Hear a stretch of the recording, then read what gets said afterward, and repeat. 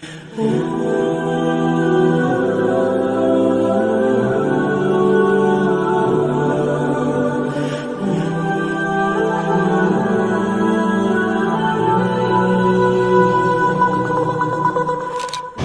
الله الرحمن الرحيم وبه نستعين نحمده ونصلي على رسوله وصحبه وأزواجه وأهل بيته وعلماء ملته أجمعين أما بعد قال الله تعالى يا أيها الذين آمنوا لما تقولون ما لا تفعلون كبر مقتا عند الله أن تقولوا ما لا تفعلون وقال النبي صلى الله عليه وسلم إنما بعثت لأتم مكارم الأخلاق أو كما قال عليه الصلاة والسلام. معزز سامعین کرام، بزرگوں، قرآن مقدس کی اس آیت کریمہ کی تلاوت کی ہے. اس آیت کریمہ میں تہذیب و تمدن اور ادب اللہ رب العزت نے ایمان والوں کو سکھایا ہے، اور اللہ کی رحمت ادب سے ملا کرتی ہے. زندگی میں جب ادب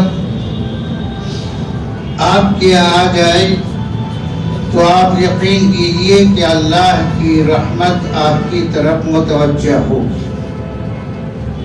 اور زندگی میں جب بے ادبی ہو جائے اور ہوا کرے تو آپ سمجھیے کہ اللہ کی رحمت رک جائے. اور اللہ کے پیارے رسول نبی مکرم احمد مصطفیٰ محمد مصطفیٰ صلی اللہ علیہ وسلم کی پوری حیات طیبہ اور حیات مبارکہ، آپ کی زندگی کا ایک ایک لمحہ ہمیں اور آپ کو ادب دیتا ہے. اللہ کے رسول صلی اللہ علیہ وسلم نے زندگی کے ہر شعبے میں دنیا کے تمام انسانوں کو ادب سکھایا اور ادب دیا. نماز پڑھنے سے متعلق ہو، روزہ رکھنے سے متعلق ہو، زکوٰۃ و حج ادا کرنے سے متعلق ہو، جو ارکان خمسہ ہے یہ 5 اہم رکن، ان تمام ارکان میں جب آپ غور و فکر کریں گے تو اللہ کے رسول صلی اللہ علیہ وسلم نے تمام ارکان میں ہمیں ادب دیا ہے اور ادب سکھایا ہے. قرآن مقدس میں اللہ تعالیٰ فرماتے ہیں اے ایمان والو لما تقولون ما لا تفعلون، تم ایسی باتیں کیوں کہتے ہو جو تم خود نہیں کرتے ہو. لما تقولون ما لا تفعلون کبر مقتا عند اللہ، اللہ کے نزدیک یہ بات بڑی قبیح ہے، بری ہے کہ تم کسی بات کا حکم کرو اور بذات خود اس پر عمل نہ کرو. علامہ اقبال نے کہا نا، اقبال بڑا اپدیشک ہے، اقبال بڑا اپدیشک ہے، پڑھی ہوئے من باتوں میں موہ لیتا ہے، گفتار کا غازی بن تو گیا، کردار کا غازی بن نہ سکے.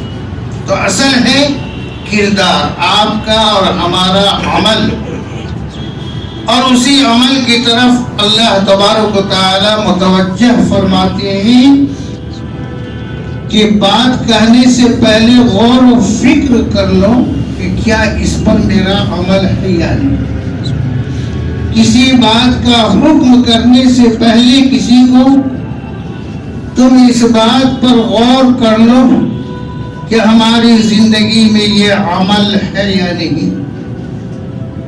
اگر عمل نہیں ہے تو تم عملی شکل بنانے کی پہلے کوشش کرو اور تب اس بات کا حکم کرو. ہماری زندگی کے شعبے جات بے شمار ہیں. ایک انسان کی زندگی خلوت کی زندگی ہے، جلوت کی زندگی ہے، سماج کی زندگی ہے، معاشرے کی زندگی ہے، مختلف شعبوں کی زندگی ہمارے آپ کے سامنے ہے، اور ان تمام شعبے جات سے ہم آپ زندگی کے رفتار کے ساتھ گزارتے ہیں اور گزارنے کی ضرورت ہے. لیکن ہر شعبے میں آپ کو دیکھنا ہوگا کہ ہمارے مذہب اسلام میں اس شعبے میں کیا حکم دیا، کیا حکم ہے اور ہمیں کیا عمل کرنا ہے. آج تقریباً 2 ماہ سے نکاح اور شادی اور طعام ولیمہ کا سلسلہ جاری ہے اور رہنا چاہیے. ضرورت ہے، نکاح بھی کرنا ہے، ولیمہ بھی کھلانا ہے اور کھانا ہے. یہ سب تو ہماری زندگی کا ایک اہم حصہ ہے.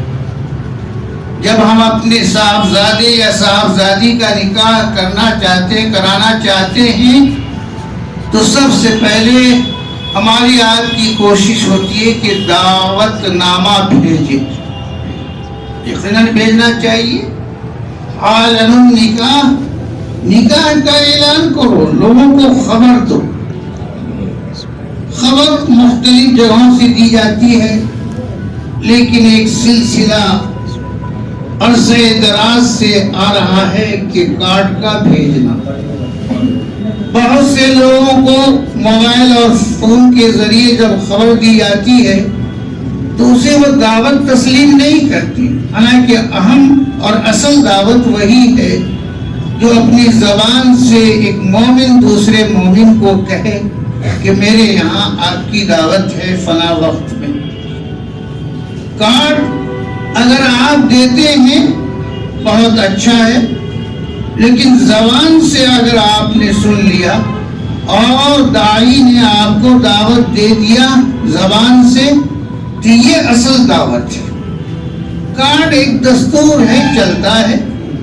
اور اس وقت میں جبکہ یہ فون وغیرہ کا آلہ اور ذریعہ نہیں تھا تو لوگ کارڈ بھیجتے تھے، کسیلیاں بھیجتے تھے. بہت سے علاقوں میں دیکھا گیا کہ جب تک کہ ان کو کسیلی نہیں ملی دعوت شمار نہیں کیا گیا. نہیں، دعوت نہیں، زبان سے بھی کہہ دیا گیا، ساری باتیں ہو گئی، لیکن جب تک کہ ان کو کسیلی کا ایک ٹکڑا یا کسیلی نہیں ملی اس وقت تک وہ دعوت شمار نہیں کرتے تھے. یہ ماضی قریب کی بات ہے، ماضی بعید نہیں، قریب کی بات ہے کہ دیہاتوں میں بہت سے ضلعوں میں علاقوں میں باضابطہ کسیلی یہ دعوت سمجھی جاتی تھی، اور اگر کسیلی نہیں ملی تو دعوت نہیں سمجھی جاتی تھی. آج اس کی شکل کارڈ ہے. کارڈ ملنے پر یقین ہوتا ہے کہ ہاں دعوت ہے، اور اگر کارڈ نہیں ملا زبان سے کہا بھی گیا تو اس کو دعوت شمار نہیں کرتے ہیں، جبکہ اس کو اصل دعوت شمار کرنا چاہیے. جو لوگ ٹیلی فون کے ذریعے سے، واٹس ایپ کے ذریعے سے آپ کو دعوت بھیجتے ہیں، دعوت نامہ، تو اسے دعوت تسلیم کرنا چاہیے اور سمجھنا چاہیے کہ داعی نے مجھے دعوت دیا. 12 دعوت کا مقصد ہے خبر دینا، اطلاع. اذان کیا ہے؟ اطلاع ہے، خبر ہے کہ آپ نماز کے لیے متوجہ ہو جائیے. نماز کے لیے ایک مؤذن جب اللہ اکبر کہتا ہے تو آپ کو اطلاع دی جاتی ہے، خبر دی جاتی ہے کہ دیکھو بھائی چلو اب تمام مشغولیات کو ترک کرو اور نماز کی طرف تم چلو، اس کی تیاری کرو، وضو کرو اور نماز کے لیے تم چل دو۔ تو اطلاع ہے، اعلان ہے، خبر ہے، یہ ایک اہم مقصد ہے۔ باقی بہت سے مقاصد ہیں اذان کے، صرف اطلاع اور خبر ہی نہیں ہے، بہت سے مقاصد ہیں اس میں۔ اس اذان کے کلمات میں جو حی علی الصلاۃ، حی علی الفلاح، الصلاۃ خیر من النوم کی صدائیں بلند کی جاتی ہے، آپ کو پیغام دیا جاتا ہے کہ دیکھو الصلاۃ خیر من النوم، تم جو سوئے ہوئے ہو تمہاری نیند سے افضل اور بہتر ہے نماز۔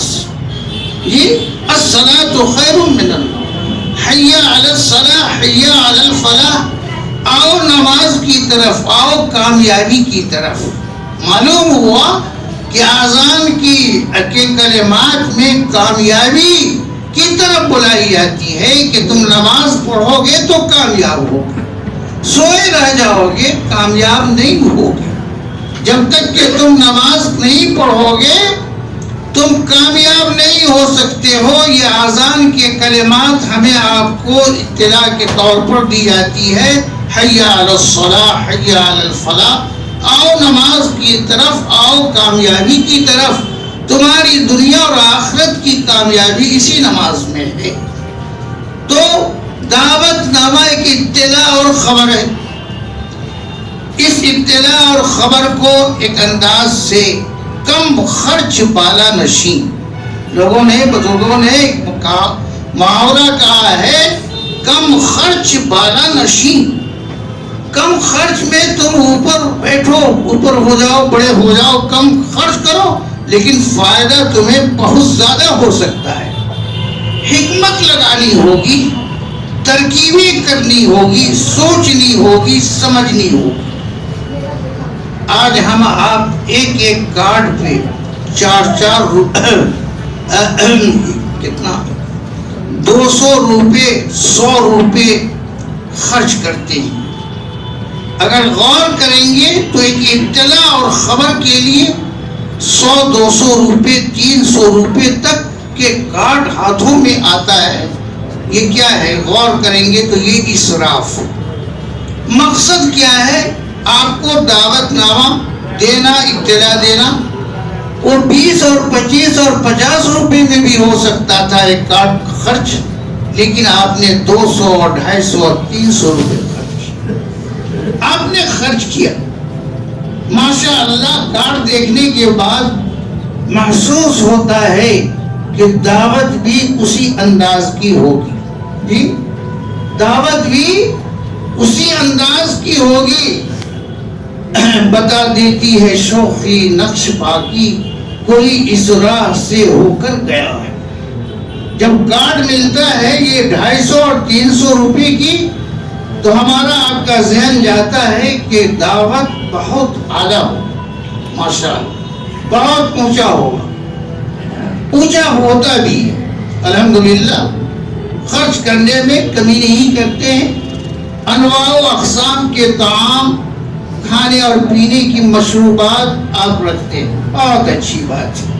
جی اللہ نے آپ کو استطاعت دی ہے، ضرور خرچ کیجیے۔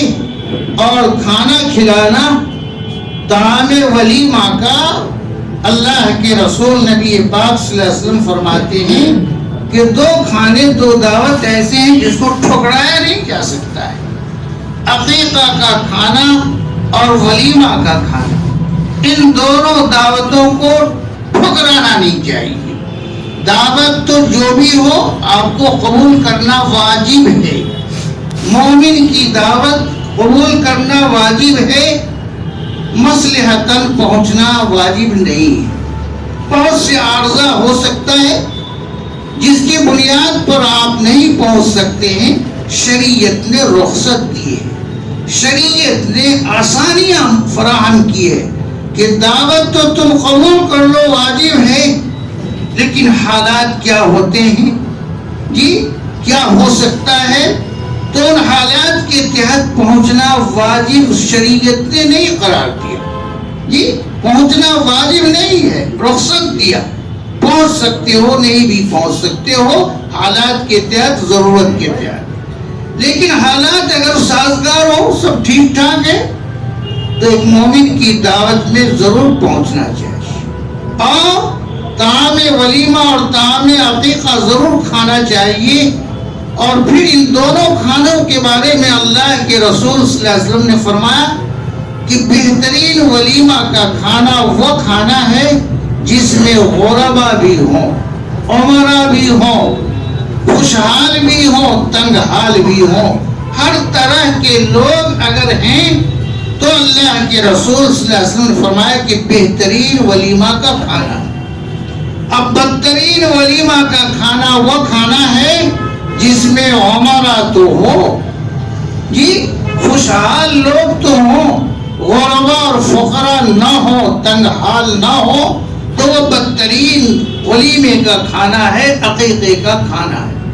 بہرحال جب آپ پہنچتے ہیں، کارڈ آپ کو ملا 200-250 روپے کا، آپ جب پہنچے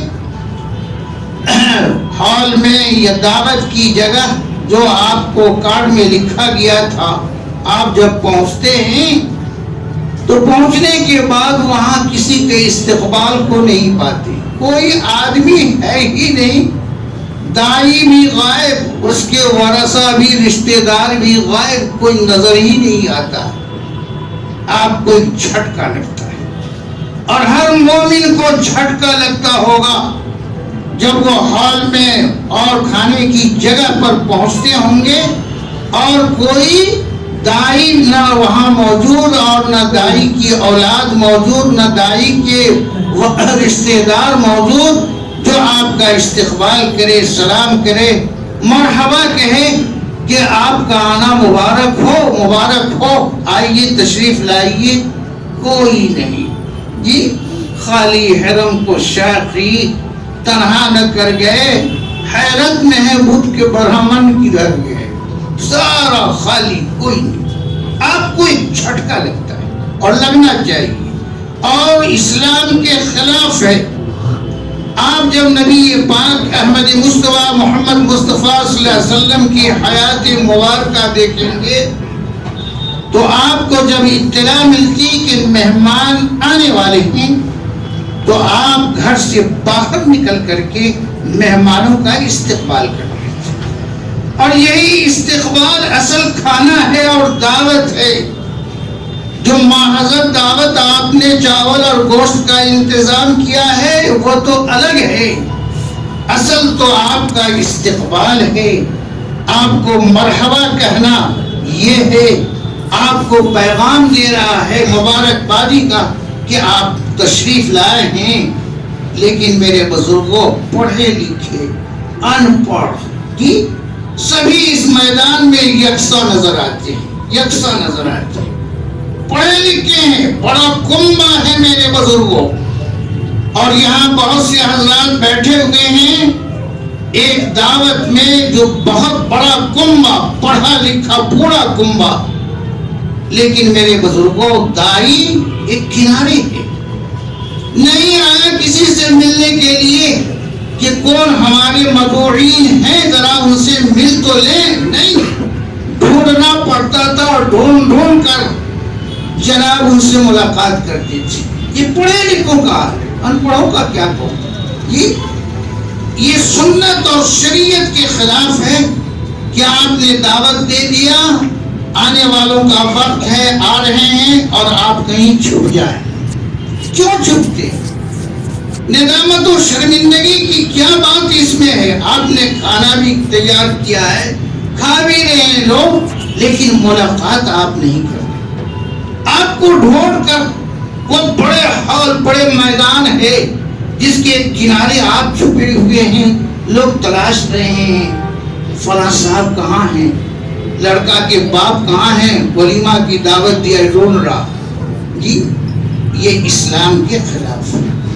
ہر آنے والے کا آپ استقبال کیجئے، اور یاد رکھیے وقت اور حالات بدلتے ہیں، تو حالات جب بدلتے ہیں تو رواج بھی بدلتا ہے. رواج بھی اور طریقے بھی بدلتے ہیں. ماضی قریب میں 40 اور 50 سال پیچھے جائیں گے تو دعوت ملتی تھی تو مدعوین جس کو دعوت ملی ہے بڑے شوق و ذوق سے جاتے تھے اور شکریہ ادا کرتے تھے داعی کا کہ آپ نے مجھے دعوت دیا. زبان سے کہے یا نہیں, اپنے عمل سے وہ ثابت کرتے تھے, اظہار خوشی کرتے تھے کہ آپ نے مجھے دعوت دیا. اور دعوت میں جتنی بھی تاخیر ہو جائے, حتیٰ کہ 2 بجے رات تک لوگ گاؤں اور سماج کے بیٹھے رہے کہ جب تک کہ لحم اکبر اور چاول کھائیں گے نہیں, پلاؤ جائیں گے نہیں, اور کھائے 2 بجے رات. یہ ایک وقت تھا کہ لوگ بیٹھ کر کے, لیکن اب وہ وقت بہت زیادہ تبدیل ہو چکا ہے. اب لوگوں کے پاس وقت نہیں, مصروفیات زیادہ ہے, بچوں کی تعلیم کی فکر ہے, اسکول اور مدرسوں میں بچوں کو بھیجنا ہے. اگر زیادہ تاخیر ہوئی تو بچوں کا اسکول اور مکتب اور مدرسہ چھوٹ سکتا ہے. اس لیے لوگ اب اس وقت کو تبدیل کر دیے. اور یاد رکھیے, اب مدعوین حضرات آپ کا شکریہ نہیں ادا کریں, شکریہ اب داعی ادا کی کریں کہ آپ اپنی مصروفیت کو چھوڑ کر کے بھی آئے. اور اس چیز کو آپ دیکھیں گے, جو علماء کی محفل ہوتی ہے, علماء کی مجلس ہوتی ہے, علماء کی میٹنگ ہوتی ہے, تو جو داعی ہوتے ہیں ان علماء میں سے وہ شکریہ ادا کرتے ہیں اور کہتے ہیں کہ آپ مصروفیتوں کے باوجود, جی آج ورکنگ ڈے ہے, ورکنگ ڈے کے باوجود آپ تشریف لائے, جزاک اللہ, آپ کا شکریہ, یہ علماء کہتے ہیں. اس لیے اب یہ دور ایسا ہے کہ اس دور میں داعی ہر مدعوین کا شکریہ ادا کرے کہ الحمدللہ آپ کا نام مبارک ہو, آپ نے میرے لیے وقت دیا. تو یہ کہ اسلام کا حکم ہے, قانون ہے, اور ہمیں ادب دیا گیا ہے, جانتے سب لوگ ہیں. قرآن اسی بات کو کہتا ہے, لما تقولون ما لا تفعلون, تم ایسی باتیں کیوں کہتے ہو. سب لوگ جانتے ہیں کہ مہمانوں کا استقبال کرنا, جی مہمانوں کو بیٹھانا, مہمانوں سے گفتگو کرنا, ان کی خوشطبعی کے لیے, دل بستگی کے لیے اپنے وقت کو دینا, ان کے پیچھے لگانا کون نہیں جانتا, ہر جانتا ہے. لیکن کبھی آپ کہہ نہیں سکتے, کہتے نہیں. کتنوں داعی اگر آپ سے ملنے کے لیے نہیں آیا اور آپ ملاقات کرتے ہیں تب بھی نہیں آپ کہتے کہ بھائی صاحب آپ کہاں تھے, مجھے تلاشنے کی, اتنا تو کہہ سکتے ہیں. لیکن الحمدللہ عالموں نے تربیت کی اور کہا کہ جناب عالی وقت بدل چکا ہے, آپ چھپے ہوئے رہے, مدعوین حضرات آپ کو تلاشتے رہے. یہ وقت تھا کہ آپ ان کا شکریہ ادا کرتے اور آپ غائب رہے. یہ کہہ دیا علماء میں سے کسی عالم نے, اور کہنے کی ضرورت ہے. اسی کو قرآن مقدس میں اللہ نے فرمایا, لما تقولون ما لا تفعلون, تم ایسی باتیں کیوں کہتے ہو. سب کہتے ہیں, ہم آپ سب مل کر کہتے ہیں کہ مہمانوں کا استقبال ہونا چاہیے, لیکن نہ خود کرتے ہیں اور نہ کہنے کی جرات کرتے ہیں. افضل الجہاد کلمۃ حق عند سلطان جائر, اللہ کے رسول صلی اللہ علیہ وسلم نے فرمایا کہ حق بات کہنا, کلمۃ حق, حق بات کہنا جابر و ظالم بادشاہ کے سامنے افضل الجہاد, یہ سب سے بڑا افضل جہاد ہے کہ حق بات جابر و ظالم بادشاہ کے سامنے کہی جائے. اس لیے کہنا چاہیے, تربیت کرنی چاہیے. اور سال میں ایک مرتبہ اس موضوع پر میں ضرور بیان دیتا ہوں, ایسا نہیں ہے, بیان دیتا ہوں. اور بیان دینے کی نوبت کیوں آتی ہے, آپ دعوت دیتے ہیں, دعوت میں اگر نہیں گئے پوری زندگی, حضرت مولانا آپ تشریف نہیں لائے میرے بیٹی کو ولیمے میں, بہت اظہار غم کرتے ہیں کہ لیکن میرے بزرگوں جب پہنچیے تو پہنچنے کے بعد جو عالم ہوتا ہے وہ عالم کا میں ترجمہ کر رہا ہوں، کسی کا نام نہیں لے سکتا، کسی کے بارے میں کہہ نہیں سکتا، لیکن جو واقعات اور حالات ہوتے ہیں ان واقعات اور حالات کا میں ترجمانی کر رہا ہوں کہ یہ نوبت ہوتی ہے۔ بھائی کہیں بھی یہ علماء ائمہ کرام پہنچ جائیں اور لوگ جب جانتے اور پہچانتے ہیں تو وہاں 10 آدمی دوڑ کر آتے ہیں الحمدللہ استقبال کے لیے۔ کہیں بھی عالم امام معلم جی چلے جائیں، جب جاتے ہیں پتہ چلتا ہے کہ فلاں عالم ہے تو وہاں 10 آدمی دوڑ کر آتے ہیں۔ لیکن شادی بیاہ میں، نکاح میں، ولیمہ میں، عقیقے کی دعوت میں یہ علماء جاتے ہیں تو عوام بھی کنارہ کش ہو جاتی ہے۔ جو لوگ آپ کے ساتھ ہمارے ساتھ اس مسجد میں نماز بھی پڑھتے ہیں وہ دیکھ کر کنارے ہو جاتے ہیں کہ امام صاحب کہیں گے ذرا کرسی لائیے، تو امام صاحب کہیں گے ذرا ایک گلاس پانی تو پلائیے، امام صاحب کہیں گے ذرا کافی تو لائیے۔ سارے لوگ جو آپ کے ہمدرد ہیں، مقتدی ہیں، ملنے جلنے والے ہیں، سارے کنارے ہو جاتے، کٹ جاتے، نظروں سے چھپ جاتے ہیں۔ اب یہ امام صاحب کیا کرے بھائی تنے تنہا۔ کبھی ایسا بھی ہوا کہ الٹے قدم اور الٹے پاؤں واپس ہو گئے، نہ تو دائی ہے اور نہ کوئی پوچھنے والا ہے، کھڑے کھڑے الٹے قدم آنا پڑتا ہے۔ یاد رکھیے مسجدوں میں آپ نے امام صاحب کا احترام کر لیا تو یہ کمال نہیں ہے۔ مسجد کے ارد گرد آپ رہتے ہیں، امام صاحب کا استقبال کر لیا، کوئی خاص بات نہیں ہے۔ خاص بات تو اس وقت ہے کہ جب اس مجمع میں ائمہ کرام پہنچے، امام صاحب پہنچے تو آپ لپکیے۔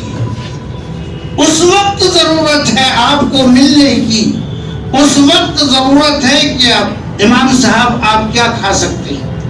مشروبات مختلف ہے، کافی لیں گے جی، کیا کیا سب ہے، یہ سب میں سے کیا پسند کرتے ہیں آپ لیں گے، دوڑ کر گئے اور لائے۔ یہ آپ کا کمال ہے۔ کمال یہ نہیں کہ نماز پڑھنے آئے، نماز کے بعد امام صاحب سے مصافحہ بھی، معانقہ بھی، ماشاءاللہ امام صاحب آپ تو عرش معلیٰ پر ہیں، یہ کہہ دینا کافی نہیں ہو۔ اپنے عمل سے ثابت جب تک کہ نہیں کریں گے کہ یہ علماء، یہ ائمہ، یہ بزرگان دین جب ان محفلوں میں پہنچے تو وہاں آپ لپکیے، وہاں دوڑیے، وہاں استقبال کیجیے۔ یہ اصل استقبال ہے۔ نہیں تو دائی بھی غائب، اس کی اولاد بھی غائب، اس کے بھائی بھی غائب، اس کے رشتہ دار بھی غائب۔ اور عجیب بات ہے بھائی، جس نے دعوت دیا ان کے اوپر ذمہ داری ہے، مان لیجیے۔ دوڑ کر وہ باورچی خانہ جاتے ہیں، دوڑ کر ادھر جاتے ہیں۔ اگر وہ جا رہے ہیں تو آپ ان کے بھائی ہیں، آپ ان کی اولاد ہیں، آپ ان کے چچا ہیں، آپ تو سنبھال سکتے ہیں مورچہ کو، آنے والے لوگوں کا استقبال تو آپ کر سکتے ہیں، لیکن نہیں، جو استقبال کرنا چاہے دائی ہی کرے۔ اور دائی اگر کسی وجہ کر پھنس گئے تو یہاں کوئی استقبال کرنے والا، پوچھنے والا نہیں۔ دوسری بات، کھانے کے لیے جب بیٹھیے اور پانی کا انتظام ماشاءاللہ آج کے دور میں پیسے ہے جی، کارٹون کا کارٹون شیشی لے آیا، بوتل لے آیا، بہت اچھی بات ہے، اور آپ بڑھا دیا بوتل۔ آپ میں سے کوئی بتا سکتے ہیں کہ سیراب ہو کر بوتل میں پانی پی لیں گے آپ؟ نہیں، سیرابی نہیں ہو سکتی ہے جی۔ یہ تہذیب و تمدن کے خلاف ہے کہ شیشی اور بوتل تو دے دیا اور ایک گلاس نہیں رکھا ہو، ایک گلاس نہیں رکھا۔ اب یہ شیشی اٹھا کر پیجیے، آپ 2 گھونٹ لیا چھوڑ دیا۔ پانی پینے کا جو طریقہ عام زندگی میں ہمارے اور آپ کے ہے کہ گلاس میں پیتے ہیں، کٹورے میں پیتے ہیں، سیرابی ہوتا ہے۔ یہ بوتل میں پینا، منہ لگا کر کے، اتنے بڑے منہ ہے وہ لگایا، 2 گھونٹ لیا اور چھوڑ دیا، یہ ادب کے خلاف ہے، تہذیب کے خلاف ہے۔ پانی لا کر ضرور آپ رکھتے ہیں، لیکن میرے بزرگوں اس پانی کے ساتھ ایک گلاس نہیں رکھتے، اس گلاس کو بھی رکھنے کی ضرورت. اس کے علاوہ کیا ہوا؟ بیسن ہے لگا ہوا، ماشاء اللہ آپ نے 8 لاکھ 10 لاکھ کھانے پر خرچ کیا. کرتے ہیں جن کو اللہ نے دیا ہے. یہ ہال سے لے کر کھانے تک 10 لاکھ روپے خرچ کر دیا آپ نے، لیکن بیسن کے پاس ہاتھ دھونے کے لیے جائیے تو نہ صابن ہے اور نہ وہ ایسے دابتے ہیں، کیا کہتے ہیں، ہاں کیا ہے، ہینڈ واش. نہ صابن ہے، نہ ہینڈ واش ہے، نہ ایک تولیہ ہے. میرے بزرگوں 10 لاکھ روپے آپ نے خرچ کر دیے. اور یہ آپ آزمائیے گا اور پھر مجھے بتائیے گا کہ امام صاحب نے جو کہا تھا کہاں تک صحیح کہا تھا. جب تک کہ 5-7 دعوتوں میں نہیں جائیں گے تب کہیں کچھ ایسی دعوت مل جائے گی. حال میں ایک دعوت میں گئے صاحب جی 10 لاکھ سے کم خرچ نہیں کیا، لیکن ایک صابن نہیں، ایک ہینڈ واش نہیں. کتنا خرچ ہوتا ہے؟ 10 لاکھ خرچ کیا. 100 روپے 200 روپے اگر خرچ کر دیں تو سارے لوگ ہاتھ دھو لیں گے اور کھاتے ہیں مرغن مجرب. ظاہر بات ہے ہاتھ کی چربی لگی ہوئی. بہت زیادہ ہوا تو وہ کاغذ جو پوچھنے والا ہوتا ہے، ہاں کون پیپر، ٹیشو پیپر ملا تو ملا، نہیں تو نہیں ملا. لیکن ٹیشو پیپر سے آدمی کو تشفی نہیں ہوتی ہے.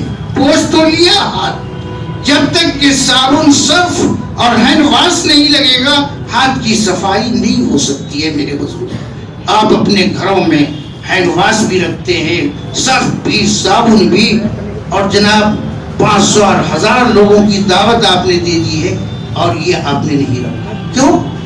ذہن آپ کا نہیں کیا. آپ نے کبھی سمجھا نہیں کہ یہ بھی ایک لازمی حصہ ہے.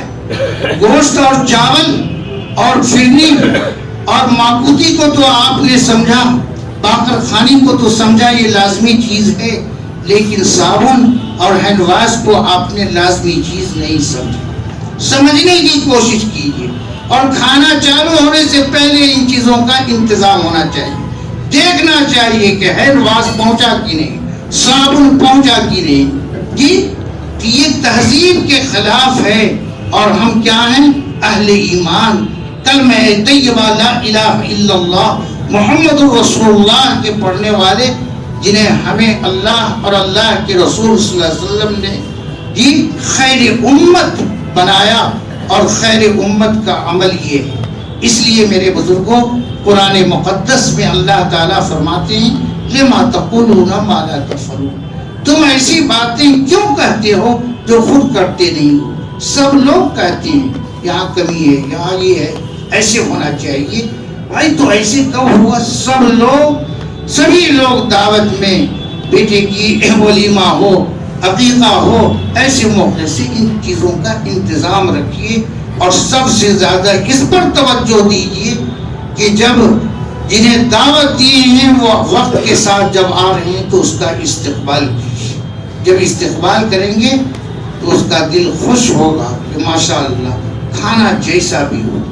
کہ صرف خشک چاول اور گوشت آپ کھلا دیں گے خوش ہو کر لوٹیں گے، لیکن انواع و اقسام کے کھانا بھی کھا لے آدمی اور دائی ملنے نہیں آیا، استقبال نہیں کیا تو دل پزمردہ ہو کر واپس ہوتا ہے. اس لیے میرے بزرگوں ان چھوٹی چھوٹی باتوں پر توجہ دیں اور دھیان دیں اور سماج معاشرہ اچھا بنانے کی کوشش کریں. اللہ تبارک و تعالی ہم تمام لوگوں کو ان کلمات طیبہ پہ چلنے اور عمل کرنے کی توفیق عطا فرمائے. چند دعائیں ہیں. عفت آرا اور رفعت احمد، عشرت احمد اور ثانیہ خان، کون خان؟ عائشہ خان، یہ سبھی لوگ بیمار ہیں، ان لوگوں کے لیے دعا کیجیے.